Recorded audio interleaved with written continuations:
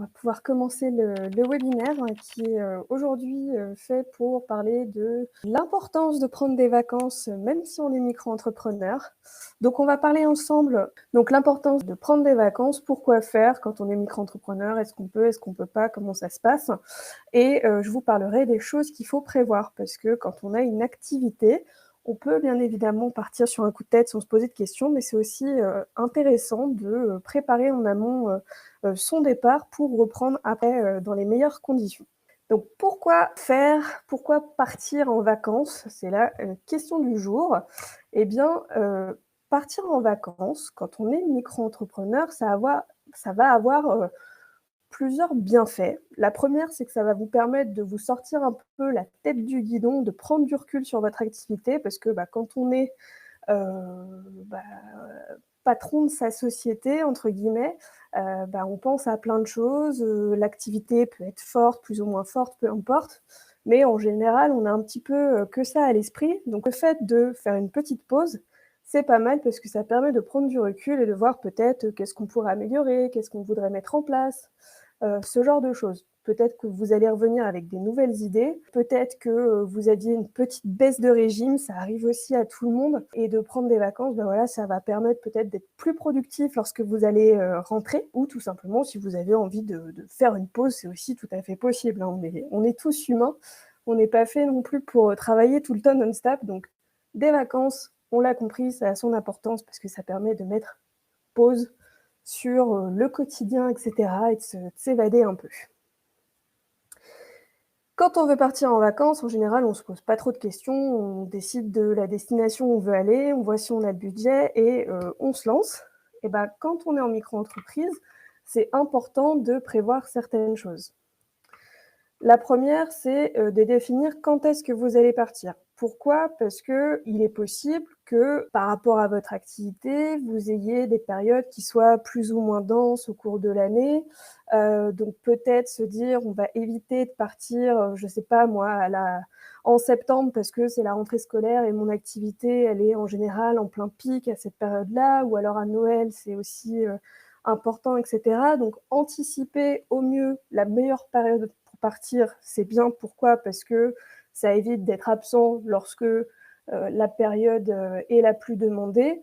Vous pouvez bien évidemment partir sur un coup de tête, pardon, c'est tout à fait possible, hein, vous n'êtes pas obligé de toujours anticiper, mais c'est quand même pas mal. Pourquoi? Parce que si, admettons, vous êtes dans une période de l'année qui est demandée, c'est dommage de passer à côté d'un chiffre d'affaires intéressant.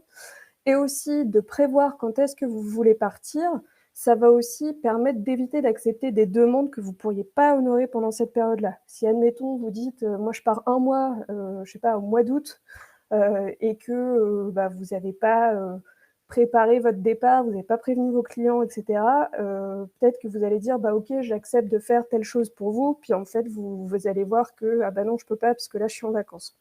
Donc, prévoir tout ça en amont, ça peut être pas mal. Ensuite, le fait de préparer son budget. Préparer son budget, qu'on soit micro-entrepreneur ou pas, c'est toujours la grande question pour les vacances. Ça va dépendre aussi de votre situation. Si vous êtes micro-entrepreneur à plein temps, si vous êtes salarié à côté, peu importe. Donc en fonction de votre situation, en fonction aussi de l'activité que vous proposez, des conditions dans lesquelles vous êtes. Est-ce que vous avez beaucoup de charges à payer? Pas du tout. Est-ce que c'est juste les cotisations en fonction du chiffre d'affaires? Donc il y a tout ça à prendre en compte. Donc vous allez vous allouer une petite enveloppe pour vos vacances, un budget vacances, et il faudra voir si par rapport au chiffre d'affaires qui est rentré, par rapport au potentiel chiffre d'affaires qui rentrera, donc à la rentrée, parce que vous pourriez avoir des futures demandes, etc., est-ce que je peux me permettre d'allouer un budget X à mes vacances ou pas? Donc ça, c'est aussi bien d'anticiper par rapport à ce qu'on a, les charges qu'on a et potentiellement ce qu'on va avoir à la rentrée. Est-ce que je m'y retrouverai ou pas? Comme ça permet aussi de partir l'esprit serein.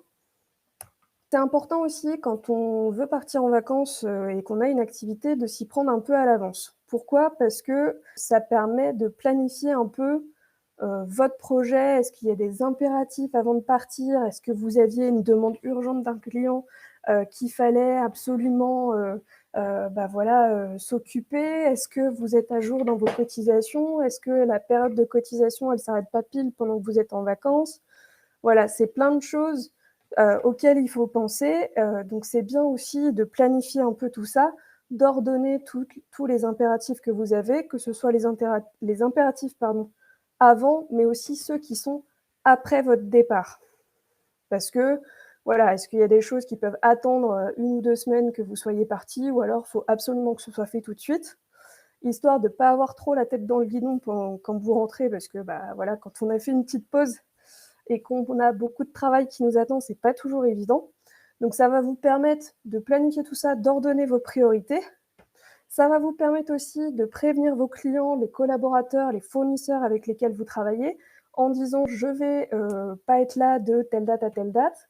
Donc vos clients savent qu'ils ne peuvent pas faire appel à vous et si admettons vous avez commandé de la marchandise, ce genre de choses, bah, évitez que ça arrive en livraison quand vous êtes pas là, quoi. Ce serait dommage que, je sais pas moi, votre commande soit réexpédiée, peu importe. Mais voilà, pour éviter de perdre un temps inutile et que ça se passe le mieux possible, planifiez, tout ce que vous avez à faire avant de partir, comme ça vous savez que vous partez l'esprit serein et que quand vous rentrez, tout est calé.